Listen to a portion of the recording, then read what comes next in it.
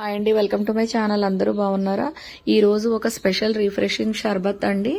ఇది షర్బత్ మేము మొహరంలో చేస్తాము, కానీ ఈ షర్బత్ మళ్ళీ ఎప్పుడు చేస్తా అంత టేస్ట్ రాదు. చాలా బాగుంటది. ఇది సబ్జా ఆకులు మెయిన్ ఉండాలండి ఈ షర్బత్ కి. చూడండి, మా గార్డెన్ లోంచి సబ్జా ఆకులుని అలాగే రోజ్ పెటల్స్ తీసుకుని రోజ్ ఫ్లవర్స్ కోసుకుని వచ్చాను. ఇవి శుభ్రంగా కడిగేసి ఈ రోజ్ పెటల్స్ ని కూడా కట్ చేస్తాము. ఇక్కడ నేను బెల్లంతో చేస్తున్నాను, మీరు పంచదార కూడా వేసుకోవచ్చు. నేను కొద్దిగా పంచదార వేస్తున్నాను. చూడండి, ఇక్కడ చార్కోల్ నేను హీట్ చేస్తున్నాను. ఎందుకంటే బొగ్గుల్లోని ఇక్కడ సాంబ్రాణి ఫ్లేవర్ వేసి మట్టి కుండలో చేస్తామండి. ఆ మట్టి కుండ బోర్లించి ఫ్లేవర్ ఇస్తాము. ఇక్కడ యాలుక్కాయలు, మిరియాలు, సోంపు అండి, ఈ మూడు కూడా మనం పౌడర్ చేసి పెట్టుకోవాలి. ఇక్కడ పాలు చూడండి మరిగిస్తున్నాను, పచ్చి పాలు. ఇందులో మనం చిదగొట్టుకున్న బెల్లం ఉంది కదా, ఆ బెల్లము వేసేసి కొద్దిగా పంచదార వేసానండి. మీరు ఇక్కడ కావాలంటే పట్కి బెల్లం కూడా వేసుకోవచ్చు. చూడండి, ఇది బెల్లంతోనే చేస్తేనే చాలా టేస్ట్ వస్తుంది.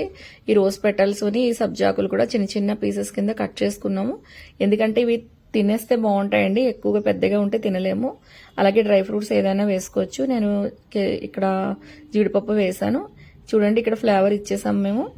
మొత్తము ఈ పొగ తీసిన తర్వాత ఇందులో మనం వేడి చేసుకున్న పాలు వేసేసి, ఇప్పుడు చూడండి ఈ మరిగిన పాలు ఉన్నాయి కదా, ఇవన్నీ బెల్లం పంచదార వేసినవి ఇది వేసేసి మనం ఇక్కడ సబ్జా ఆకులు, గులాబీ పువ్వులు, అలాగే మిరియాలు, యాలుక్కాయ మనము ఇవన్నీ కూడా పేస్ట్ చేసి పెట్టుకున్నాం కదా, పౌడర్ చేసి పెట్టుకున్నాం కదా, ఆ పౌడరు, ఈ రోజ్ పెటల్స్, ఈ సబ్జా ఆకులు, డ్రై ఫ్రూట్స్ అన్ని ఇందులో వేసేస్తున్నామండి. ఈ మిరియాలు, ఈ ఫ్లేవర్ అంతా చాలా బాగుంటుందండి ఈ పాలల్లో. ఇలాచి పౌడర్, సోప్ పౌడర్ వేయడం వల్ల ఈ ఫ్లేవర్ అన్నది ఈ పౌడర్స్ లో వస్తుంది. అలాగే ఈ ఆకు మెయిన్ అండి. ఈ సబ్జా ఆకు ఉంటేనే ఈ షర్బత్ చేసుకోండి, లేకపోతే మీరు ఎంత చేసినా ఈ ఆకు లేకపోతే మీకు టేస్ట్ రాదు. చూడండి, ఇది మనం చిల్లుగా తాగాలి. ఇది కూలింగ్ లో పెట్టేస్తాము, రిఫ్రిజర్ లో పెడతాము. చల్లారిన తర్వాత ఇది చిల్లుగానే తాగాలి. చూడండి, ఇక్కడ సబ్జా గింజలు కూడా నేను నానబెడుతున్నాను.